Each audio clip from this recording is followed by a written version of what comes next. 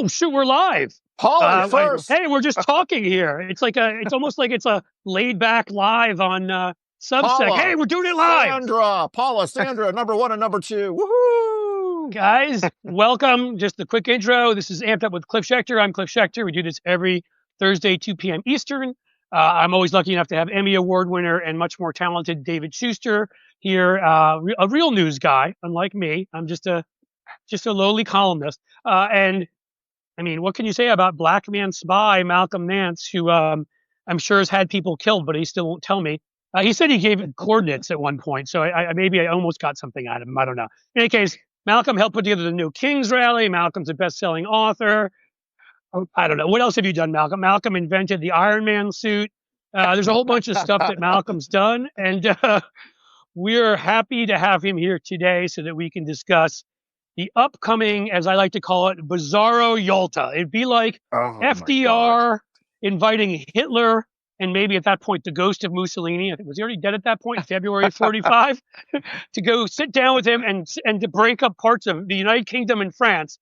That's what we've got going on right now in what's supposed to be Alaska, but is actually Russia, I think. Go for it. Yeah. Well, you're absolutely right about that. You guys are going to have to forgive me. I'm having some tripod problems here. But yeah, that's what's coming. We are having, Orange Yalta is going to occur here tomorrow. And the only thing that really matters is who will be the last person to have had communications with Donald Trump before he talks to Vladimir Putin. Will he get a communique from Putin that will remind him of that hotel room escapade that's, Christopher Steele wrote about? He said something about gold? Yeah, or will he say, there's Donald, which is the motivating factor.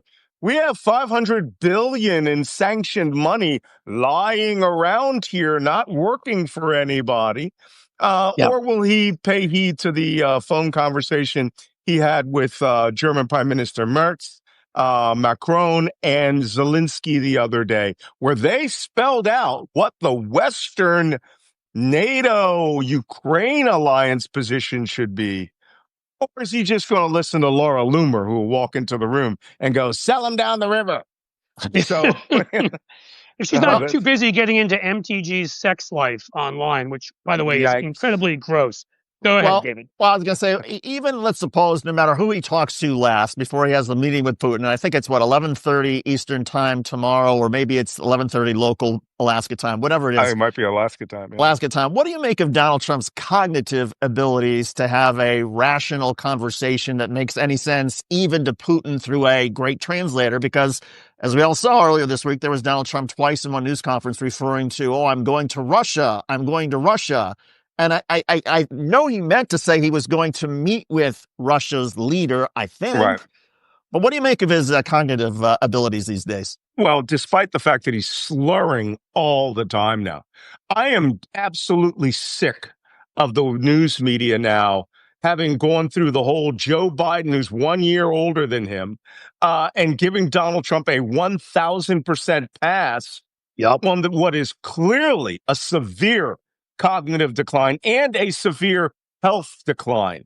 I mean, the man's running a full, sometimes 1-2 bag catheters down his leg. You can see the tubes. You can see the bags. He's got cankles now, which is indicative of CHS, right? Cardiopulmonary edema, right? Congestive heart failure. He obviously has a catheter port, not a catheter port, but a port in his hand that he takes intravenous with. It's constantly being, covered over with makeup. And he looks awful, acts awful, and he talks crazy. He spoke about grass yesterday. I mean, just insane. The kind you smoke, or was it? No, it was just grass on the road. It just came out in the middle of a press conference. He started harping on grass. Where the hell, is Jake Tapper now? He could be writing another book. And Trump's staff hides this. I don't believe, Joe Biden came up with the assessment this year that was confirmed this year that he had a form of cancer. But, everyone was going on about how they hid his sickness and his illness and his cognitive decline. Donald Trump has been in cognitive decline for over 10 years. I mean, arguably 40. Yeah, arguably 40. But his idiocy knows no bounds. And it's not just that he's a stupid man. He is a stupid man. Let's stipulate that. Yeah. But he is the single most documented liar in American history. And that's when they stopped counting at 33,300. If somebody were to start sweeping up all of his pre-election statements and his statements thus far, he would easily be pushing 60,000 to 100,000 lies. Well, he's a goldfish, right? I mean, he just says anything that pops in his head at any moment. It doesn't really matter if it's true, and 30 seconds later, it's no longer operative, right? Like it's. Go ahead, David. Ask well, I was going to say, as Cliff and I were talking about, I think yesterday on yesterday's show, Cliff, we were talking about how, Joe Biden, at least, it didn't affect policy. Here, right. It does affect policy because Donald Trump's delusions are sort of playing out in terms of everything that he's trying to do, in terms of the economy, in terms of deportations. What happens policy-wise with the United States in terms of this effort to come up with some sort of peace agreement between Russia and Ukraine? Well, I mean, the delusion itself, I mean, his concept of what he thinks he should be doing, all, of course, is narcissistically centered. It's all about Donald Trump. And this year, it's fully centered on him getting the Nobel Prize. He has to prove that he's just as good as the black guy, right? Who, of course, he believes didn't deserve it, and that he has to get the top prize in the world, the Nobel Peace Prize. And it came out to the point where the White House put out that photo 2 days ago of him looking buff and svelte with Donald Trump is nominated by the Nobel Prize for 3 Central and West African potentates and Benjamin Netanyahu. Then Carolyn Levin comes out and goes, he stopped the war with Pakistan and India. No, he didn't. He stopped the genocide in Rwanda, which I helped. What? Did they say Rwanda? Yeah. Yes, yes. Did they know what year that happened? What? Don't even tell them it was 1994. They're just sitting there. It was 94. They just look at it. They're like, Sudan, Rwanda, they're all black. We can just say anything. I did intelligence operations with respect to the non-combatant evacuation Operation Sapphire, and the landing of Marines in Burundi to get U.S. diplomats out of that place. So it's in my memoir, and I'm like, what the hell? A 1-minute border skirmish flares up between Rwanda and Burundi, which is cultural, traditional, and he goes, I stopped it. It was over before he had heard anything about it. And did he also stop the Genghis Khan? Yeah. I know it was Donald Trump's plan to starve the Chinese by surrounding the Great Wall. But maybe he go ahead. I can't even believe it. No, but he's got all this crazy shit going out. But of course, the piece de resistance would be solving the Ukrainian war in 24 hours. And he has been literally schizophrenic in 3 ways. One, he sees things, right? He sees that Nobel Prize falling into his hands. 2, he hears things in his head that are imaginary, which is him coming up with a brilliant idea. And 3, he's definitely not on his fucking diplomatic medications, all right? Because whatever he needs, a quintuple dose of Risperdal or some other antipsychotic is needed because he really thinks he could bully Vladimir Putin, ex-KGB officer, the man he thought he could bribe with a penthouse in Trump Tower, Moscow, who may be one of the richest, secretly the richest, one of the richest men in the world. He thinks that he could bully them by saying, I'm going to put tariffs on you. Tariffs on what? Matryoshka dolls? I was going to say, do we have sanctions on everything? What tariffs on top of sanctions? Yeah. Sanctions on everything. But I'm going to tell you something right now. Are you aware that we have a greater trade pathway with Algeria, with Tunisia, than we had with Russia pre-2022 invasion. They are a trailer park with atomic I bombs. was going to say, we don't have a big market for borscht here. Is that what you're saying? Yeah, Well, rotten borscht, right? And what I was going to say is, you mentioned bullying. I think there's a greater chance of Donald Trump. Now I need water. I think there's a greater chance, rather than Donald Trump bullying Putin, I was sort of thinking there's a greater chance of Donald Trump blowing Putin. So, am I allowed to say that? David, Am I allowed yes, to say you that on are Substack? on Substack. You are no longer at All right. MSNBC, my friend, and I love every minute of it. So I'm sorry. I'm sorry for the visual, but other than Putin's sort of own sort of smirk and sort of satisfaction about having Donald Trump on his knees servicing Vladimir, what does Putin actually get out of this? Well, very simple. Putin gets out of this what they've lost since the invasion of Ukraine. That Russia is now back on par, equal parity with the United States as a global power. And we all know, literally, a trailer park that has atomic bombs and a few gas stations, half of which are literally burning right now because the Ukrainians are bombarding them and setting them on fire every night. Well, they should probably check the trucks coming in next time, see if there's anything, maybe in the back, see if there's any drones coming in. I mean, that had to be. They're hitting this place with regular airplane-sized drones now every day. There were a bunch last night. Sometimes they launch up to 200 a night. Love it. So, but another thing is, here's the weird part. Trump thinks he's getting prestige by being on the same level as Putin. I know. I mean, he thinks the presidency is so low. And, I suspect that one of the first fucking things he's going to say to him, and I am not joking, is he's going to impress on him how now the White House has just as much gold as the Kremlin does. Because I understood he loves that. Trump was really jealous of those, the tin soldier guards opening the giant doors for Putin, right? Who, wearing their 19th century Frederick the Great, uniforms. Can I ask you something, Malcolm? Leaf that he had, yes. How do you say, "Are you in the Epstein files too" in Russian? Because maybe that question will be forthcoming too. That may be another important part of the meeting. I don't even think, there is in fact a Russian component to the Epstein files, which has not been investigated thus far. I can't remember which congressman it was or senator it was that was talking about how much money Epstein was handling. And that did he launder money for the Russians, supposedly? He laundered money for... Senator One. He laundered money for everybody.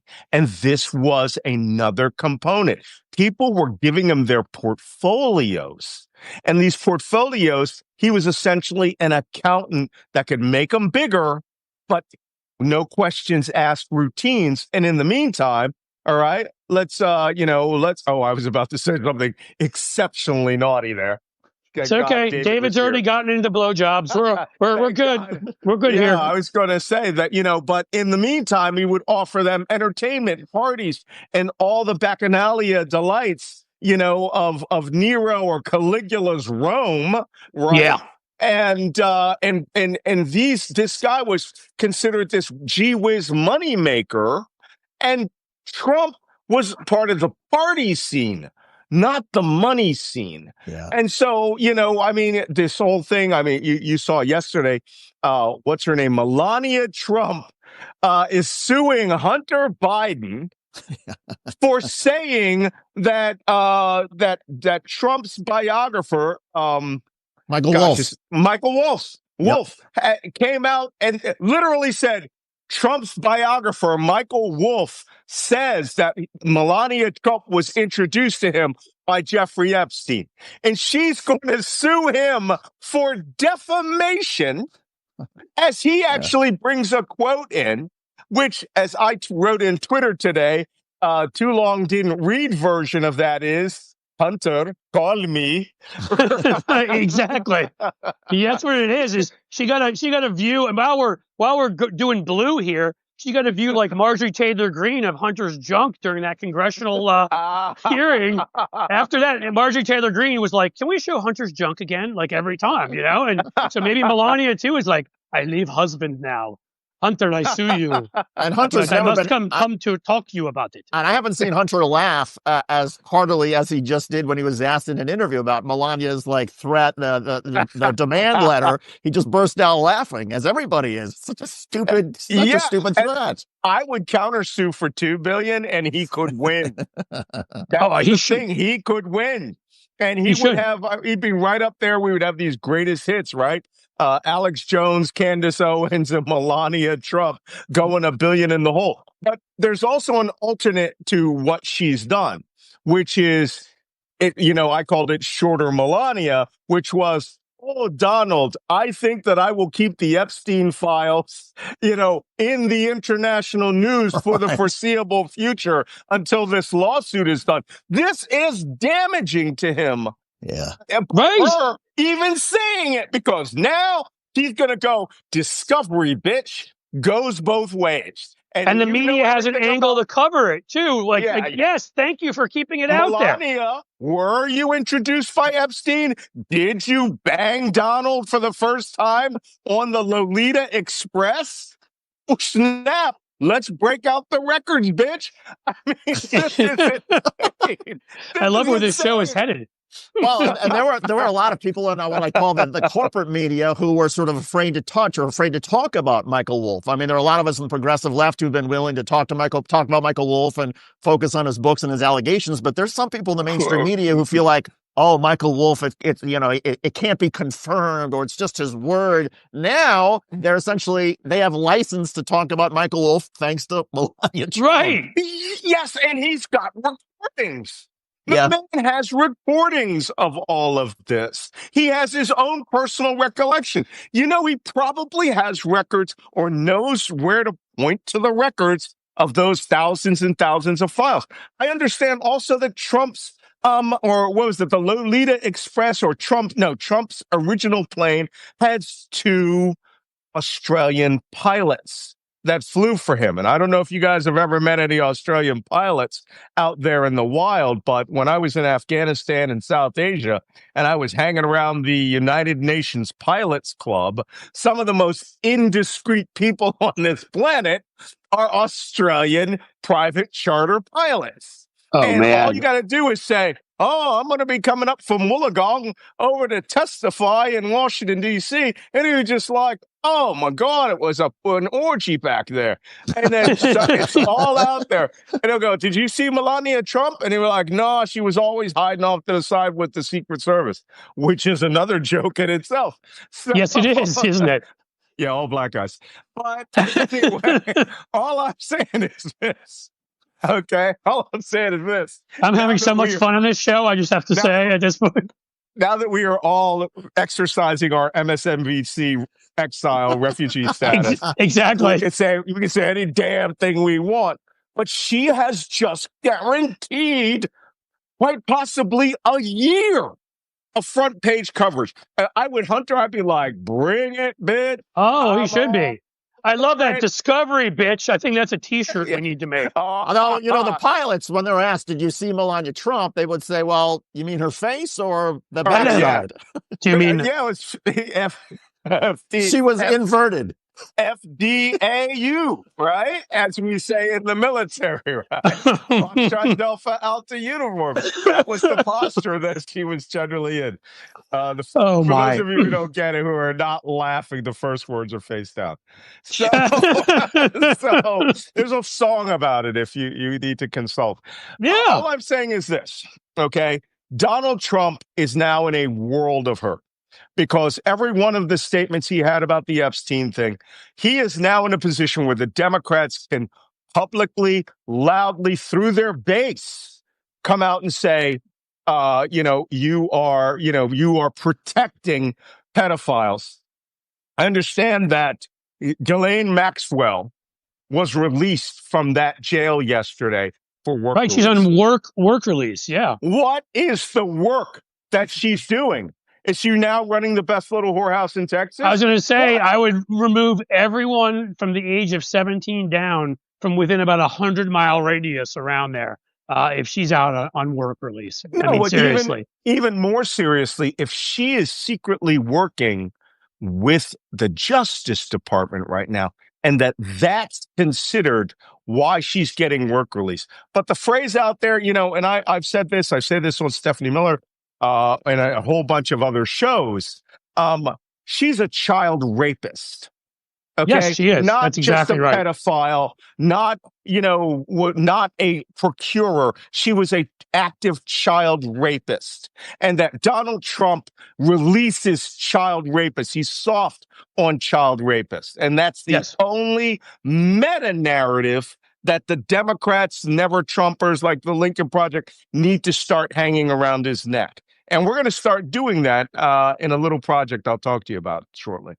All right. We want to hear more about that. So that'll be after what I assume will happen, which is Trump will sit down with Putin, and after they talk Epstein files and other things of that nature. Golden, not showers, gold, of course. Golden handshakes. Yeah, exactly. And then they'll which is when you instead of Tim Cook bringing a 24-karat gold, he's going to bring a 24-karat golden shower.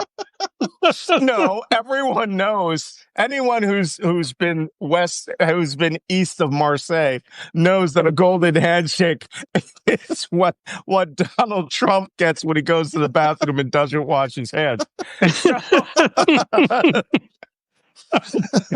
God forbid we try to come up with something for what a gold parachute is. I'm sorry to tell you guys, I needed this laugh because I've been crying all morning over the occupation of DC. I think the gold parachute is that the toilet paper that's stuck to him when he comes. I was going to say, right? Like, no, but earlier when Malcolm was like, "Oh, he had to be like the black guy," right? Like, to me, like the enduring images are Barack Obama so cool that he's walking out of a press conference and just turns around and takes a 3-pointer for the fuck of it, and of course nails nothing but net.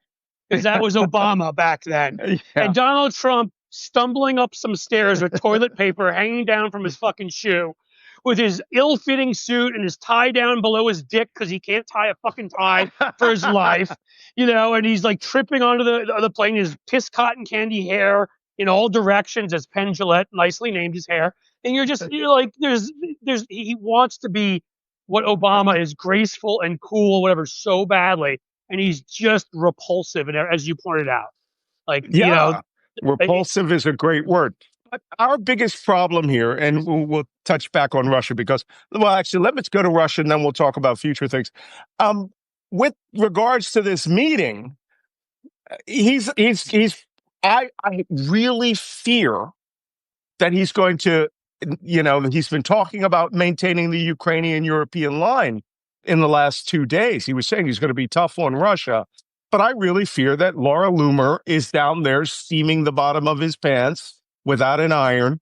And that joke went right over your head. That is a joke. One. That is a Navy joke as I could. No, I'm sorry. I'm sending out a nice message to our fine commenters here, just to be like, no, I got the reference to BJ's. You get what you paid for here? Is everybody enjoying it? Because we haven't gone this blue before. We're entering wearing blue. So so anyway, that Laura Loomer is going to be the one who comes there and goes, "You've got to throw Ukraine under the bus. Russia is fighting. You've got to stop this. Donald, this is the only way to get your Nobel Prize." And that idiot will come in there and go, "We are unilaterally raising the sanctions on Russia. We're going for the $500 billion in money. We are not going to have any tariffs on them. I want to expand trade." Everything I just said, Steve Witkoff has been at his special representative, has been advocating in his 5 meetings with Vladimir Putin. No world leader in this planet, including the Lukashenko of Belarus, maybe, is the only other one who has met with Putin 5 times. So the money's out there, and they want it because that fucker's a real estate developer, not a negotiator.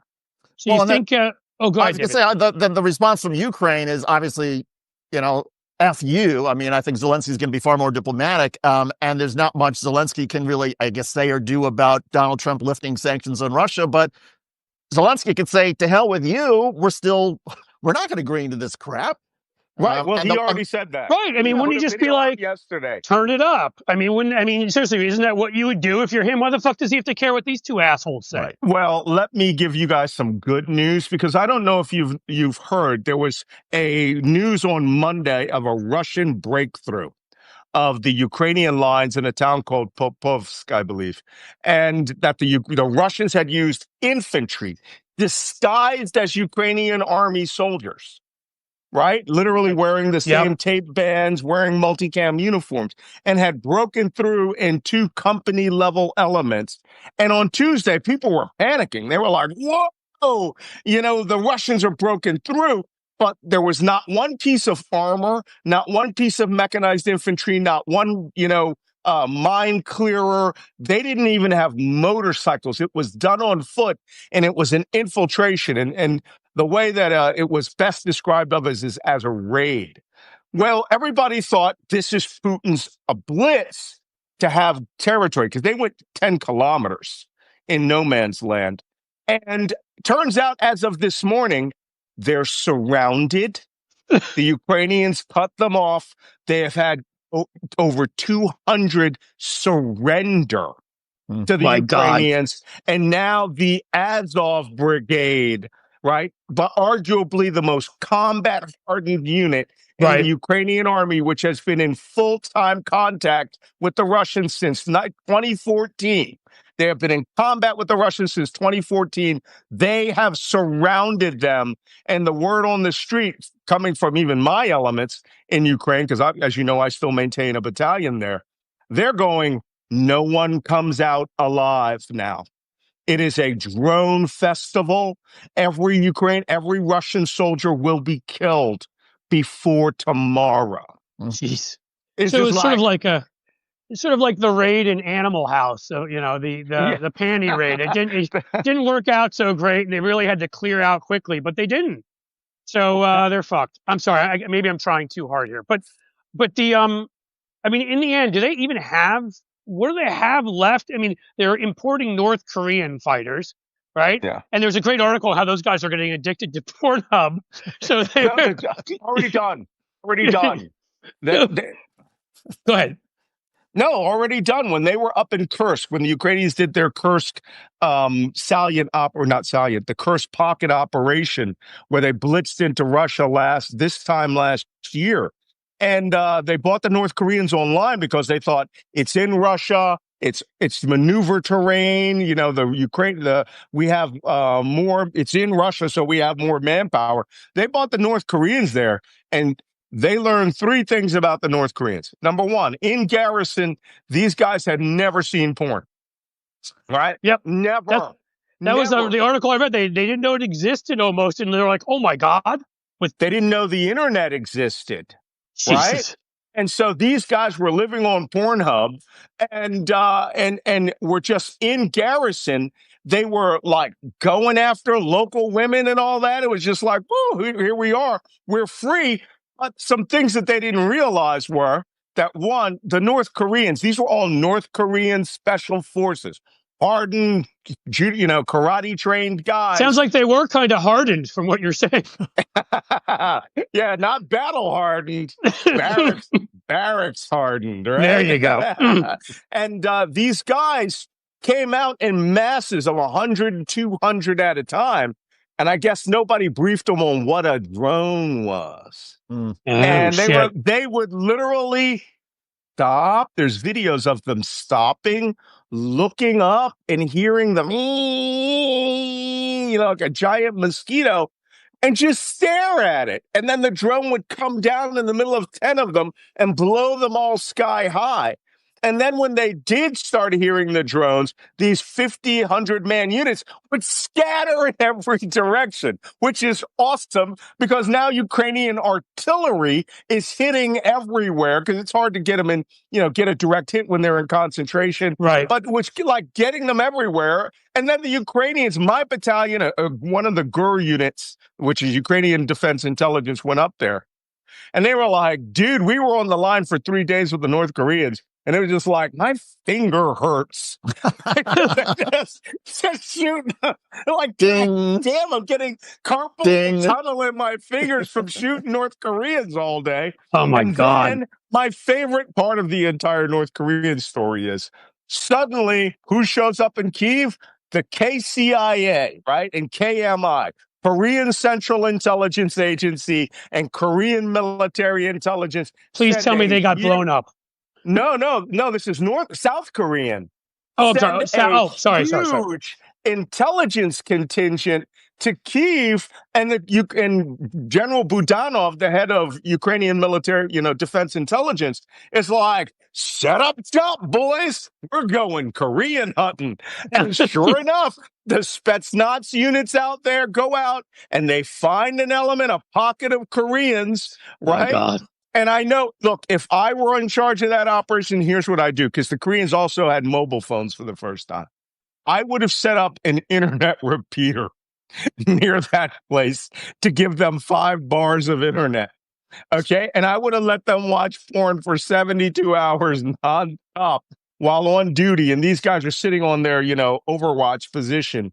And then I would have fucking done what they did, which was they hit them with a drone. They'd been watching them for a day. They had a special 20-man unit come up there, hit them with a drone, wounded them. 20 guys swoop in, snatch them, put them literally on poles, and then hustled them out. And then when they woke up in what they thought was South Korea. Oh, and it was my actually, God. there That's they are, outstanding. surrounded by Korean Central Intelligence interrogators. Like, what up, bitches? This is like some blacklist shit. I love it. And you're just like, holy cow, oh shit, I've been captured and I'm in South Korea. What happens next? It's like, the only thing you can do, tell us everything. And these two guys talk. You can watch the videos of it on the internet. They released these. They were in Ukraine because they couldn't leave the country due to the Red Cross. But the North Koreans, they're like, this is your best. And you can almost hear South Korea go, maybe we should invade. And maybe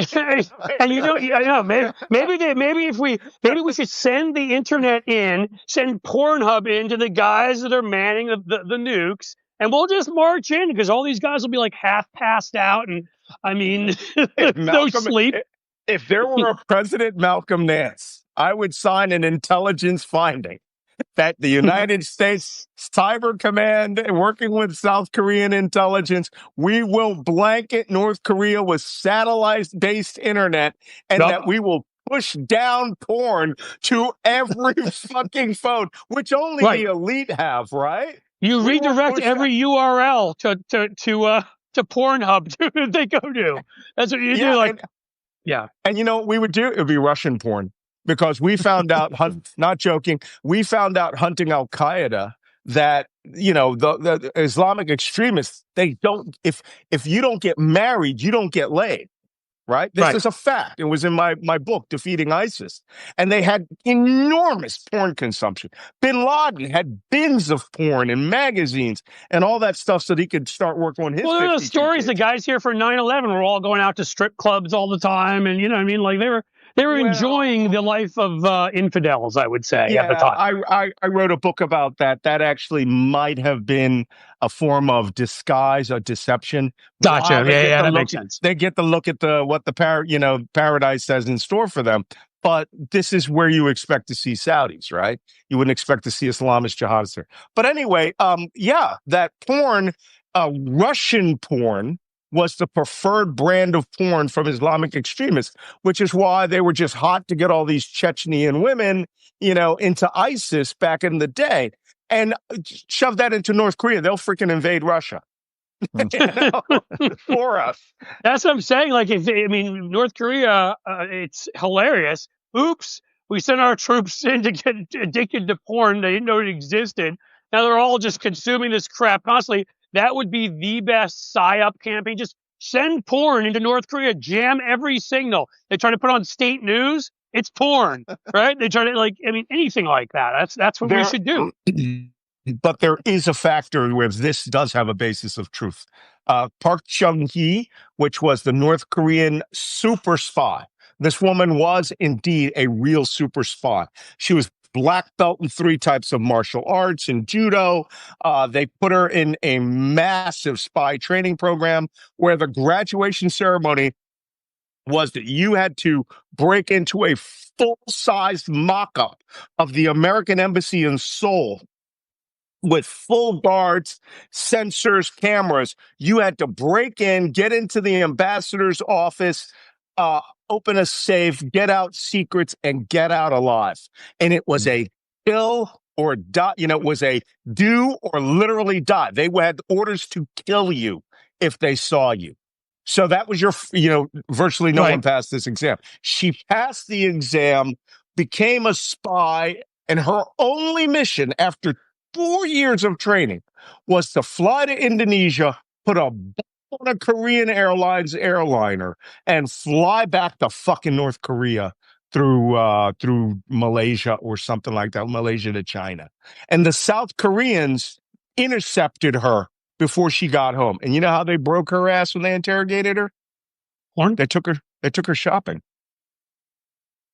I mean, that's it, right? I mean, you bring certain Western things to them that they have, or not even Western, just starving, the non sort of, I don't even know what to call it, but you're sort of deprived of everything in North Korea. Yeah. Hell, just give people food and they'll probably talk. It's like she became a devout Christian too. And she has her memoir, Tears of Our Soul, or Tears of My Soul. I'm going to check it out. I always find out about interesting stories like this from you. I mean, because I love those kinds of those stories. So go ahead, David. I was going to say, I mean, you teased a few minutes ago the project that's coming, and I can see all sorts of people online are like, "Tell us more, tell us more." So what? Okay, what is this project? What are you doing? How can people get involved?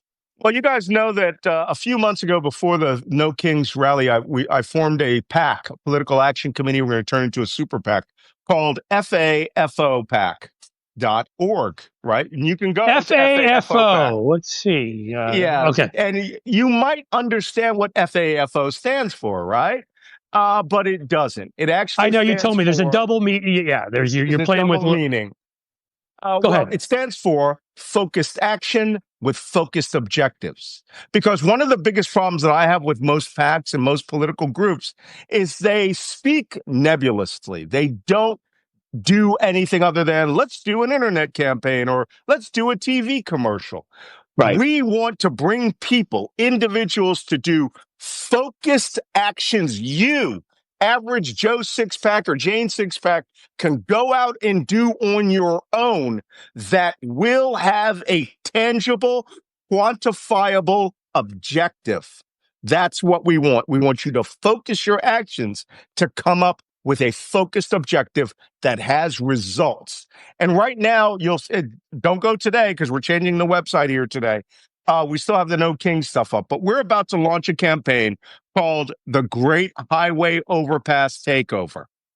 And what we want is 1,000 individuals or groups of people all around America on all of the major highways to adopt an overpass, both sides. Pick a day. We don't care which day. If you want to do it Saturday morning before you go shopping or Sunday after church or, before softball, whatever.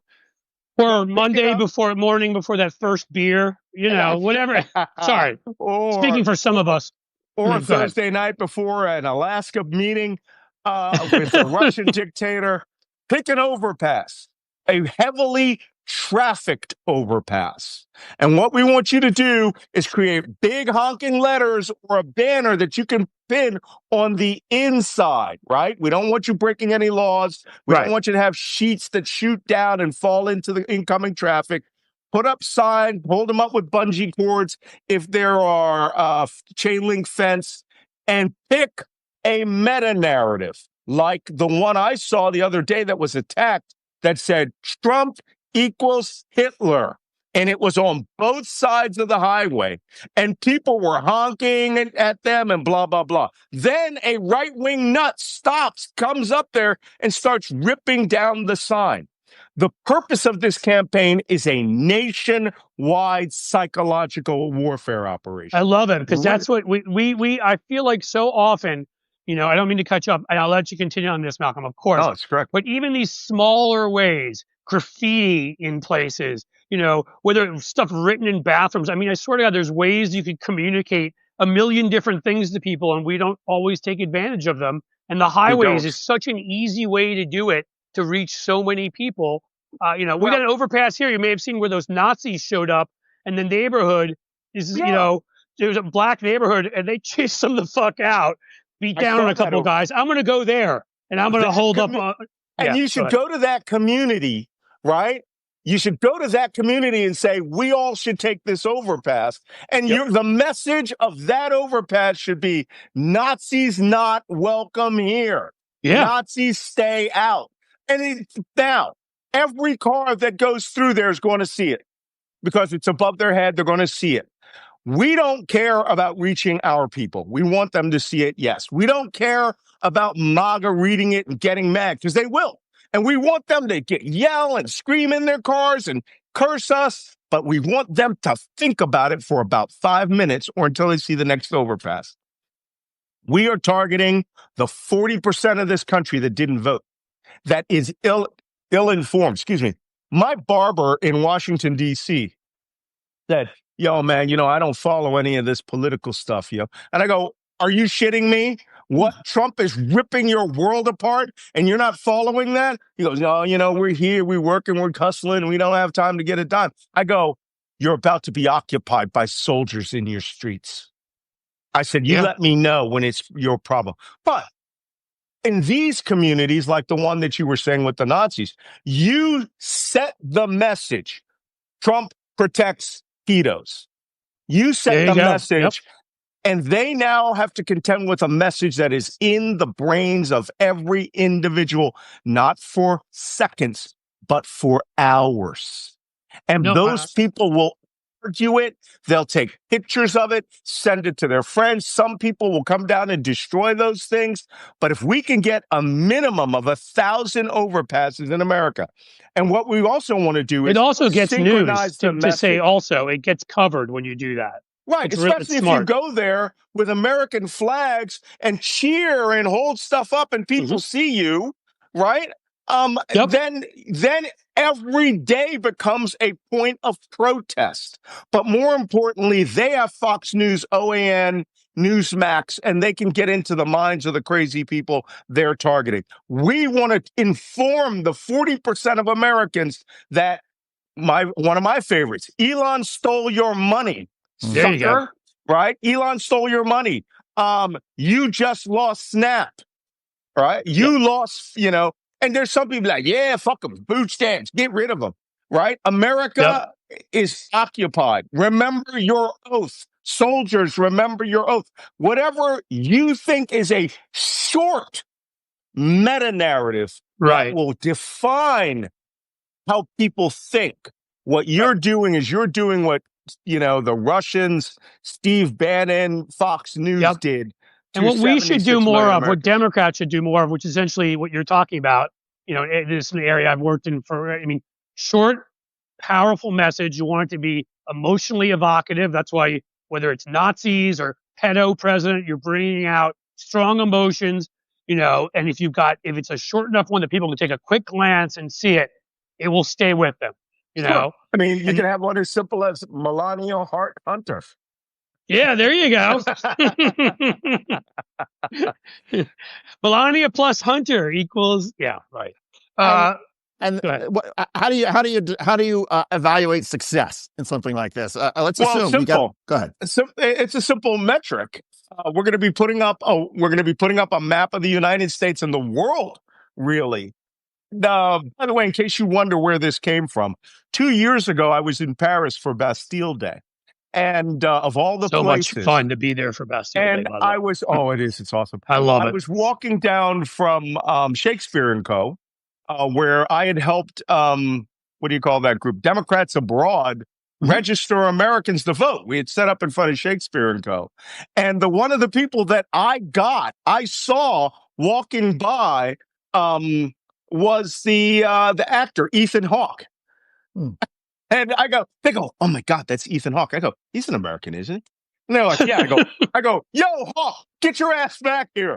And he turns around. That's why we need Malcolm at all these fucking yo Hawk. And he comes back and we go, have you registered to vote? He goes, no, not yet. I was like, right now, bitch. There you go. And he goes, and he knew who I was. He goes, you're that MSNBC. You're the guy, the spy. Everybody knows me as the spy. So I walk away from that and I'm going down and I see an alley, right? I have a photograph of this and it said, fuck you, Tucker.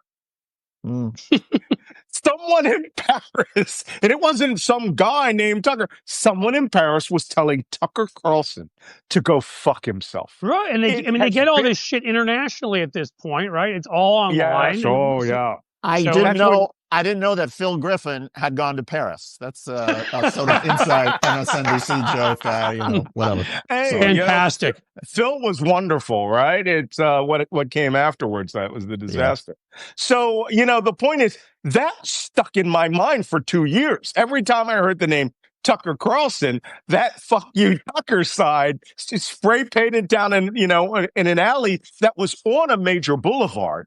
I said, that was genius. And you can do that with graffiti. You could do it with, early on, we were going to start with meta-narrative stickers like Trump equals evil. And, and we wanted to get that in the brain of voters, right? You vote, somebody came up with, you voted for Satan and Trump's picture. And I just thought, with a lot of Christians who are not engaging, who are the 40% that didn't vote at all, these powerful meta-narratives, they have to defend against. We don't. Right. We just do it, right? We just do it. And when they come out, Crooked Joe and, Crooked Hillary, people just adopt those things. Well, we can do that too. And that's what FAFOPAC is. We are your in-your-face, we don't call it good trouble. We call it fun trouble headquarters. That's awesome. And I want to bring it up quickly because it's funny. You and I had a conversation on your YouTube show on Black Man Spy. I don't know if we talked about it on the show or before we went on, how it's right after I think I came back from Sicily. And I was in the great city of Catania where you lived for a bit. Catania. So it was there, did you go Malcolm. Up to Etna? Of course, yes. I mean, it's so awesome. The last village let me just tell you this one thing, just because Lucia, my house. Oh, yeah. Well, I mean, it's fantastic. I just want to say before I forget, because I thought of what you're talking about, not the overpass part, but as I saw, there was in this one area, one near the main square where a lot of folks were drinking. There was graffiti up on the walls everywhere, and a lot of it was a repeated message constantly. And it just sort of hit me. I was like, why don't we do this more often? I mean, I get it; it's illegal in places, but why are we not hacking into people's minds in the way that this works? Because I read stuff and I remembered what I read. It was right there because I was sitting there in this alleyway, this nice pizza place, having a nice beer, whatever, a Peroni, something of that nature. And I'm looking at this on the wall for like 20 minutes, or a half hour. I know what it was. It said Trump cornuto. Something along those lines, yeah. Trump is a cuckold. So the Italians love that. I don't care who it is, man, woman, child. They put that up on the wall, right? With the horns or whatever it is they like. Yeah. Well, the other thing I was going to say is the other thing that I see, the advantage of this is not just, messaging and defining Trump and making the 40% think about this. So many Americans, I think, are looking for something that they can do. They can do this. That will make them feel better. And it's fun. It's mockery. There's sort of a smile. It's sort of like, when I took my kids to the No King's Day protest, they had a great time. They loved it. They loved comparing the signs and seeing the crazy caricatures of Donald Trump. And everybody out there was so happy. Everyone's so happy to be doing this. And I feel like you will feel better when you put that sign up over the overpass. It'll make you feel good. Yeah, but your activism is actually active. Yeah. It is I took part in some psychological operations because black guys spoke Arabic, right? So all the time they'd be coming to us and asking, PSYOPs people which actually has another name now. But they would come up to and go, well, how do you think the locals will respond to this? And I go, a picture of you pissing on a mosque? Suicide bombers. Yeah. Don't do this. Don't do this. If you're going to change the meta narrative, it has to change at the meta narrative level. Right. And one of my books, by the way, called "Defeating An End to Al Qaeda," was a meta narrative discussion of attacking Al Qaeda using Islamic meta narratives. But it was the Muslim world that came back and said, "Sorry, the Quran forbids us from attacking their Islam." Right? I said, well, we're not the Muslim world. We can do it. And they didn't pick it up. It was an Iranian American Christian that convinced the Bush administration to do their campaign of pretend Osama bin Laden doesn't matter. Okay, which is why we lost bin Laden for 5 years. So but you all have a chance. The results are simple. We're going to have a national map, and where you register your protest, you can every week put up photos, videos, and people all over the country can use your example or other examples and adopt their own overpass and turn it into a FAFO game, right? And let people understand. We had a revolution over a tariff on tea, by the way. Yes, I don't know yes, if we did. anybody remembers that. I vaguely recall that from my history. There are some interesting folks there. So when does this project? I mean, when do people start doing this? Can they start doing it now? Should they wait a couple weeks? Now. Okay. Pick it out. Do it now. If there's 1,200 of us on this Substack, do it now. It's fun trouble.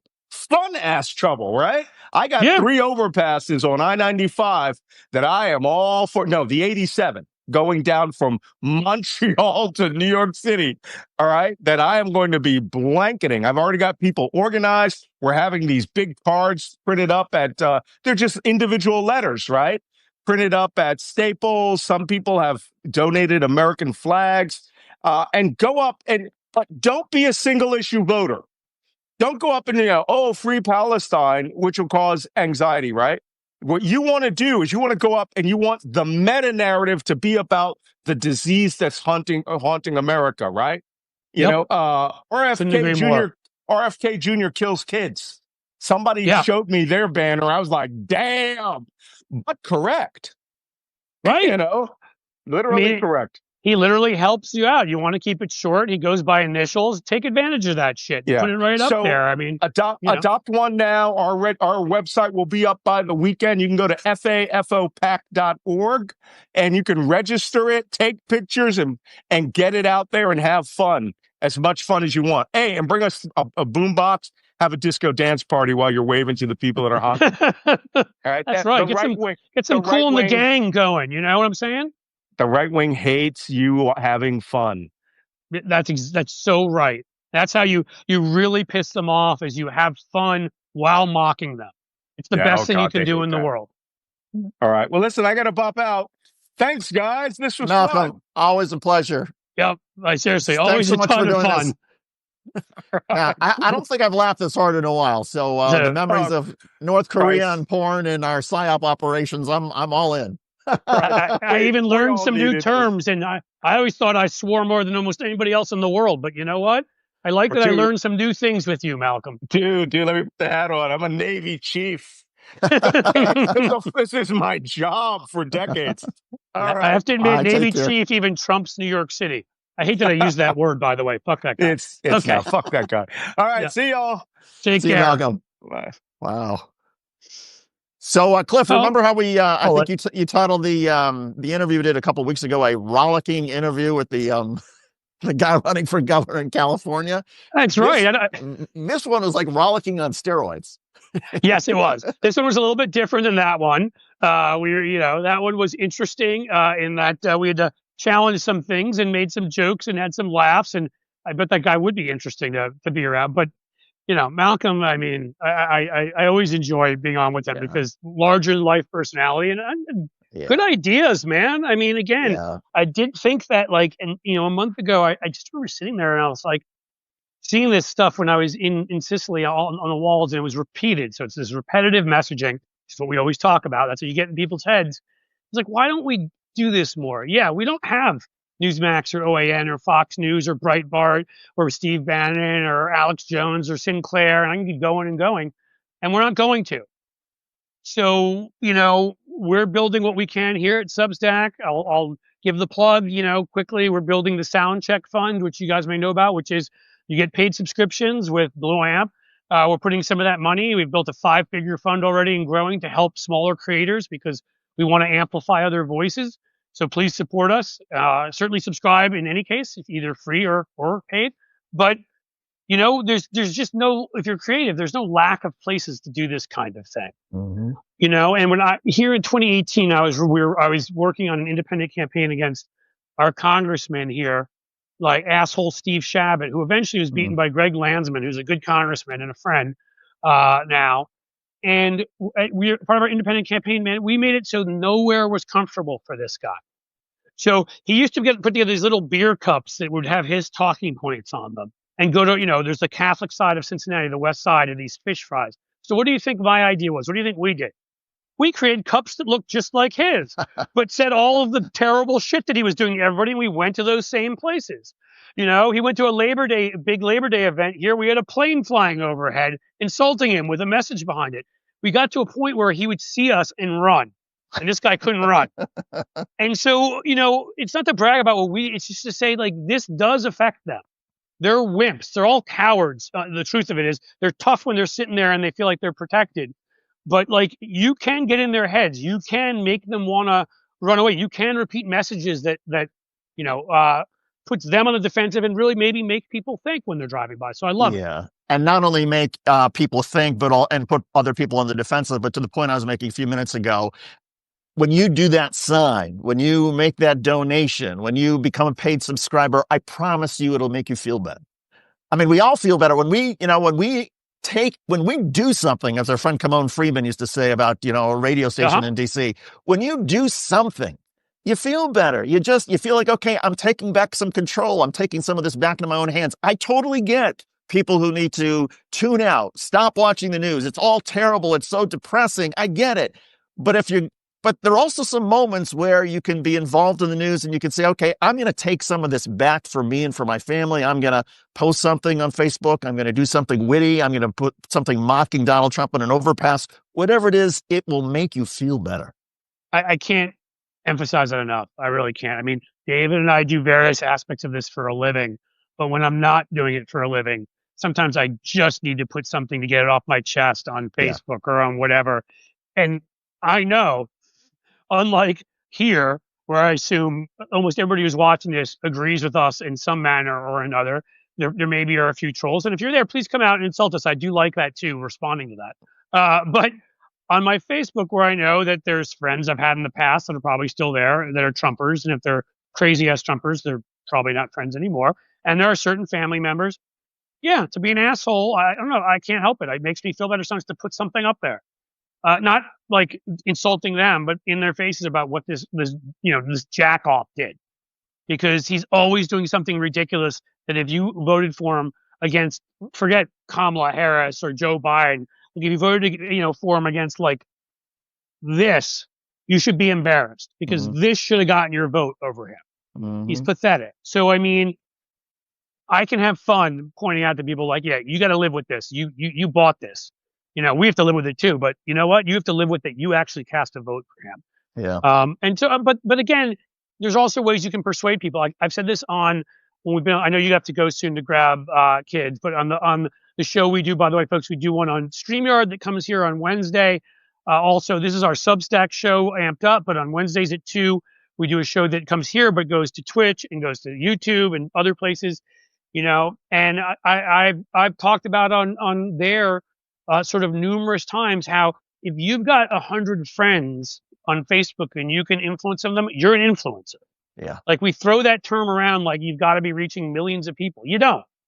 Because if everybody, this is what the right does. They go to churches and have people talk to each other, Rotary clubs. Well, in your groups, in your organization, your reading group, right? Your book club, your whatever it is you do, your gym where you go to with people. If you can talk to folks and you can use intelligent talking points and mock certain things they'll find funny about these other assholes, You can influence people. You can absolutely change their minds. Minds are changeable. I've seen it.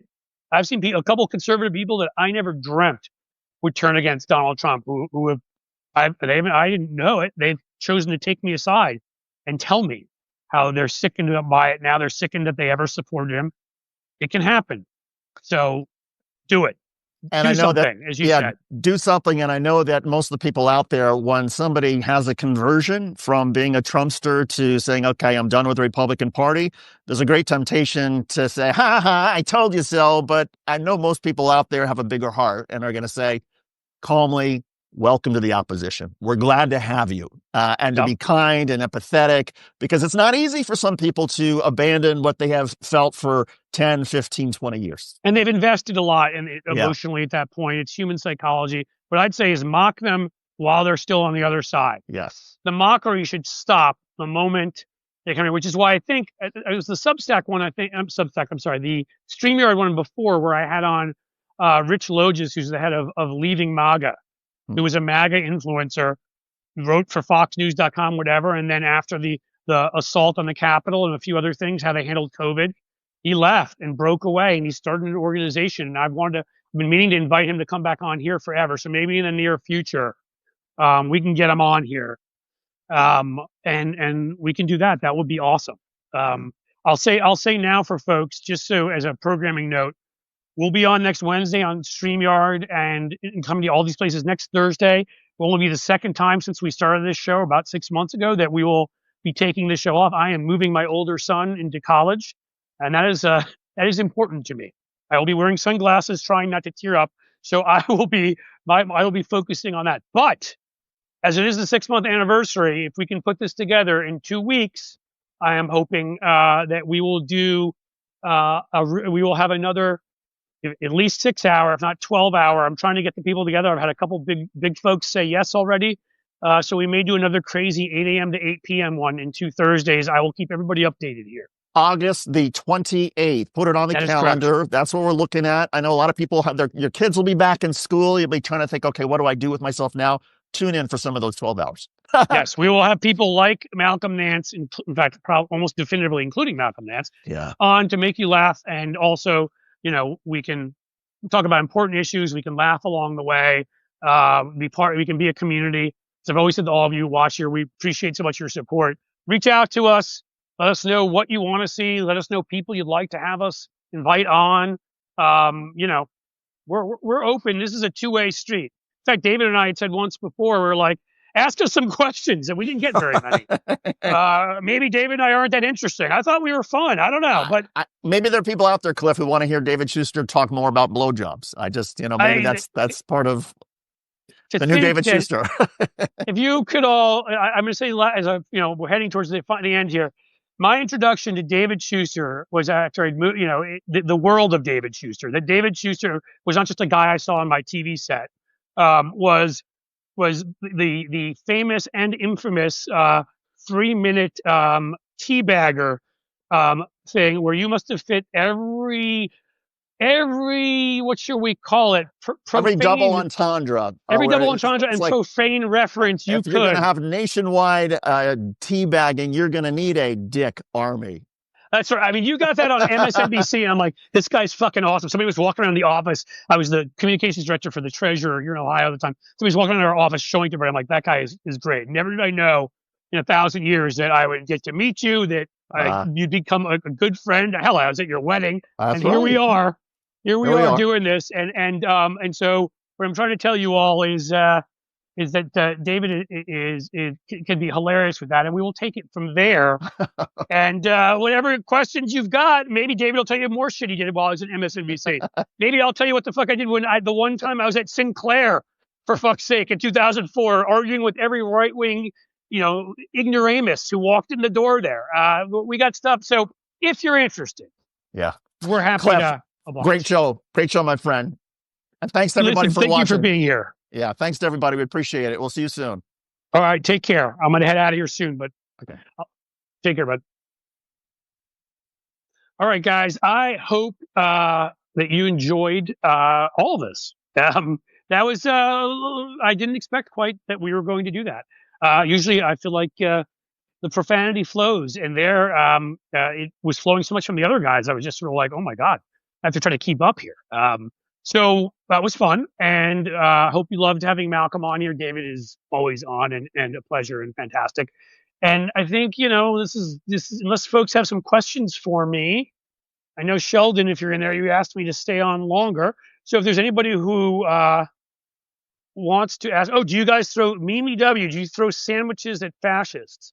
It wasn't something that I'd thought of before, but now that I know that it upsets Pam Bondi so much, I think I'm going to find, I mean, it depends. Like if it's a really good corned beef on rye, like, nice spicy mustard.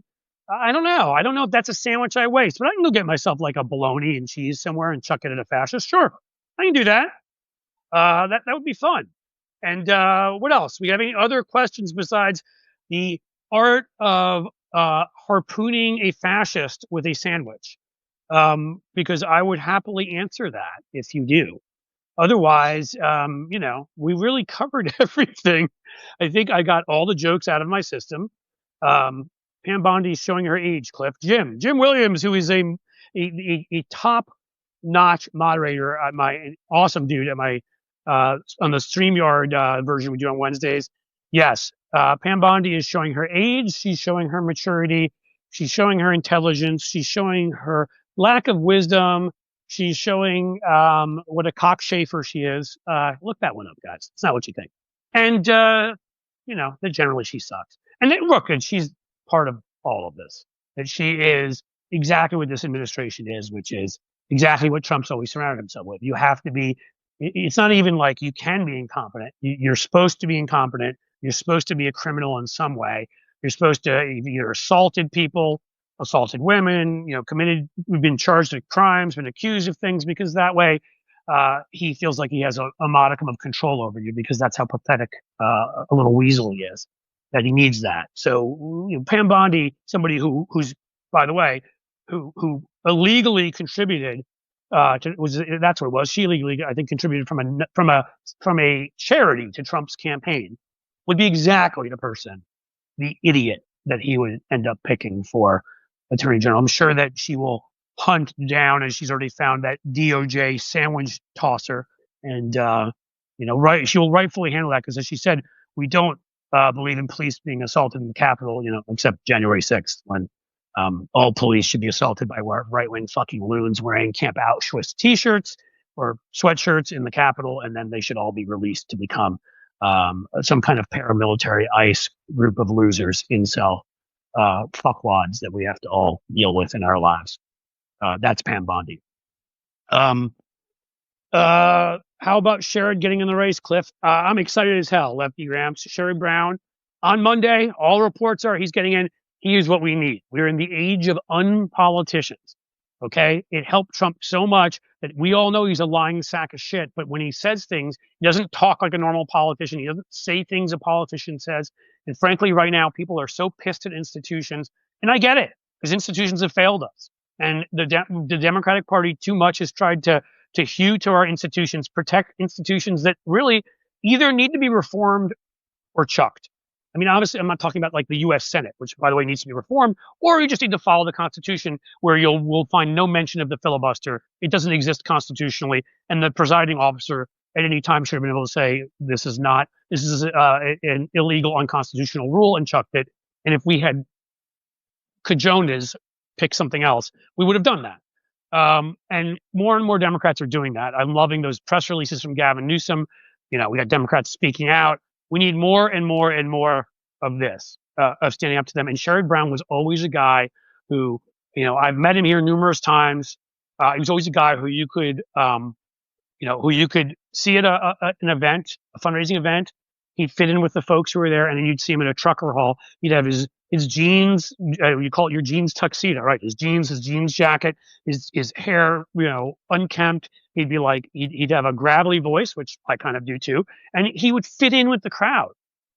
He can fit in anywhere. So yeah, I think actually he'll end up being an excellent candidate. He overperformed Kamala Harris here in Ohio by 8 points. She lost by 11. He only lost by 3. And he's running against the ultimate insider, like the loser, as my friend Lefty Gramps, who asked that question, knows. John Husted literally looks like he I would bet you any amount of money, he was born in khakis and like docksiders. Okay. He's dorky. He's like a Mitt Romney, but like worse, this dorky insiderish tool. The perfect person for a guy like Sherrod Brown to run against, who can speak freely, who sounds like a regular guy, who acts like a regular guy. You want to know how talented Sherrod Brown is, folks? Here, these are the kinds of stories. If you ask me and David questions, become paid subscribers, you will get. I'll give you one for free. We went to an event. I was just talking about my kid going off to college, my older son. Just to tell you how long of this. We're now talking right after I first moved to Ohio 15, 16 years ago.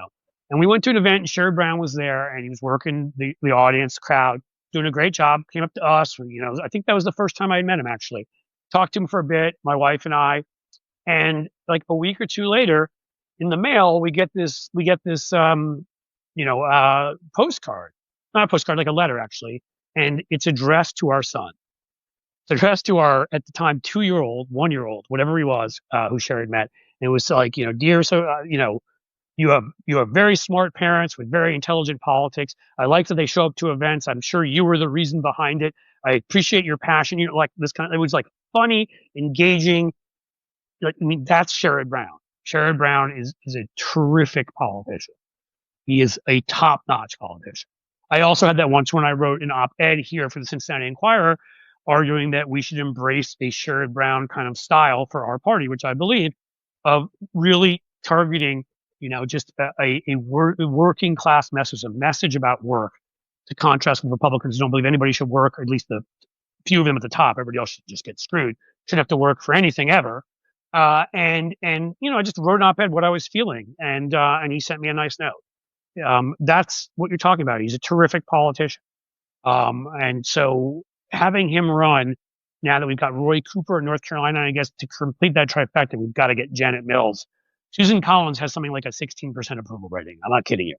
I think they finally figured out that oh shucks, I didn't know he'd do it, moderate bullshit that she shovels is exactly that. And Janet Mills has like a 58 or I don't know, 6% approval rating. She gets in that race, and I haven't seen yet. Maybe she hasn't. I don't know. I think we've got 3 incredible opportunities, and there's other ones too that I'm not even thinking of. Texas, will be one. Paxton, a guy who may be the only public official right now who's committed more crimes than Donald Trump. And Paxton is going after Cornyn in a primary, which is just beautiful, and could end up really, really helping out there. So, and again, I'm sure there's other things I'm not thinking of right now. What else we got? I think I maybe almost laughed out and spoken out, which again, if you know me, me ever getting tired of speaking is quite a thing. But I think we've given you a lot this time. So I'll just one last pitch again. We are blueamp.co. That is blueamp.co. Subscribing is free. Easiest thing in the world. If you're not subscribed, subscribe. Why wouldn't you? You'll get more of this. You'll get more of Malcolm Nance, and we've had some great folks here. Joyce Vance on here. We've had Heather Cox Richardson on here. We've had Joe Walsh on here. Hell, we had a member of Def Leppard on here. Come on, playing Pour Some Sugar on it. What more do you want?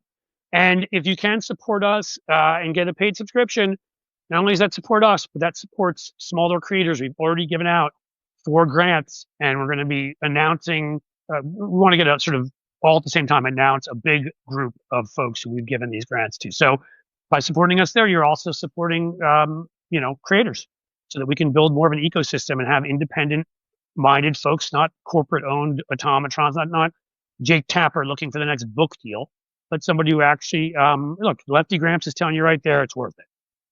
Thank you. I appreciate that. And so, we're doing what we can. Like when David said do something, we're trying to do something. And I thought to myself, no one else that I'd seen was doing this, or maybe other folks I don't know about. So I don't say nobody is, but I hadn't seen anybody kind of funding other creators with some of their paid subscriptions here. And I was like, we're lucky enough that we have a very large Substack, and we've got a bunch of paid subscribers. And why not do that? If I believe in it, and we do believe in it, then it should be obvious that we should be doing this. So besides holding profane, in-your-face, kick them in the nuts kind of signs up at highways, we are funding creators that hopefully will also hold profane, kick them in the nuts signs up at highways. That's the way to go. And Jim Williams saying that 12-hour live stream was top-notch. Well, thank you, Jim, because that's the plan for 2 weeks from now. And I already have 2 or 3 big guests who have confirmed have to talk to the Substack folks, make sure we broke their system last time, actually, because, and I don't think it'll happen this time. I think they're more ready, but they were just starting live streaming. And we got, in the end, I think we had 86, 87,000 we got overall, just because, not bragging about us, when you get Mehdi Hassan and Heather Cox Richardson and people like that on, it kind of helps build your audience. But that's the plan to do that again. So there's a 6-month thing, and actually, really, it's going to be about the Sound Check Fund, which is what I'm talking about, which is going to be raising. A lot of it's going to be about raising money, getting people to get paid subscriptions, so that we can build that fund beyond it's already in a 5-figure fund, but man, we need more. We want to grow it bigger, so that's the plan. Sheldon, you are welcome for the overtime. Lefty Gramps, you're awesome for saying it was worth it.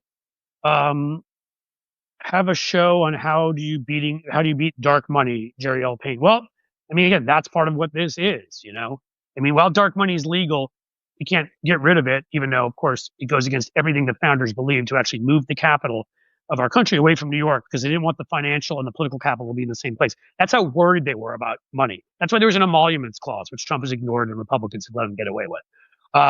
And yet, the Supreme Court made some bullshit up to pass Citizens United. It was so against everything the founders believed that it's a joke that they could even come to that conclusion, which is why, of course, they're just Republicans in robes. Alito has to keep himself busy turning all the flags upside down, up and down the street. So I can't tell you we'll get rid of dark money, but again, I can tell you how to fight back. You fight back by doing stuff what we're talking about, the Sound Check Fund. You fund creators. You fund people to, you go. We had Will Robinson, a terrific ad guy, telling you on, just a week ago, don't do ads on TV anymore. We need to be in the digital spaces. We need to be in the places where Republicans are. We need to be having face-to-face conversations. These are the ways you beat dark money. What Malcolm Nance said, you hack people's brains by showing them stuff on highways and graffiti and places they don't expect it. That's how you'll beat dark money. We've beaten it before. We've beaten it in plenty of places, and we can again. They had dark money in 2020, and Joe Biden won. Again, it gives them a big advantage. I'm not saying it doesn't put us at a disadvantage, but it's absolutely beatable if you're willing to do willing to help us fund creators, so that we have people out there constantly on the attack and defending our folks when they launch their bullshit dark money attacks.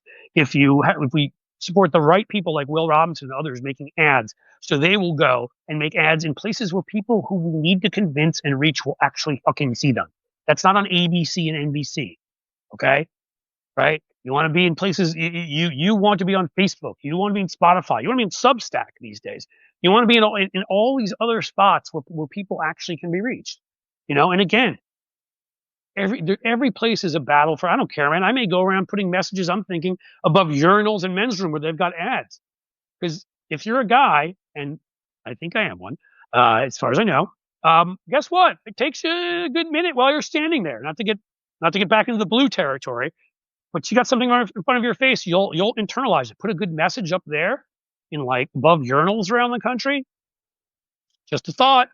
I'm just saying there's a lot of creative ways to do this. We should do all of them. And I think, folks, with that, I've gone 20 minutes beyond our normal time. I'm going to have to call it quits. But I can't thank you enough.